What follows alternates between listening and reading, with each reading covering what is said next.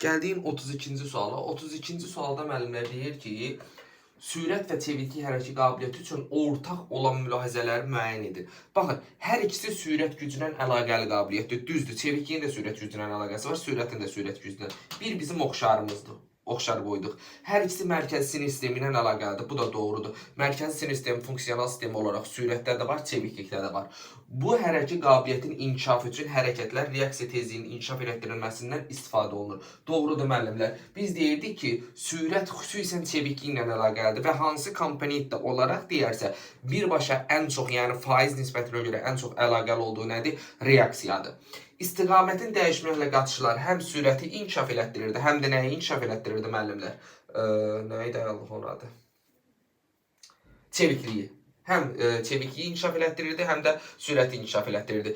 Diaqnostik qiymətləndirməsi 3 vurulan məşq qaçışı olan çevikliyə aiddir, oxşar cəhət deyil. Dayaq hərəkət aparatı da sürətə aiddir, çevikliyə aid deyil. Bu da getdi nəyə? Səhvə. Bizim doğru cavab oldu 1, 2, 3, bir də 4.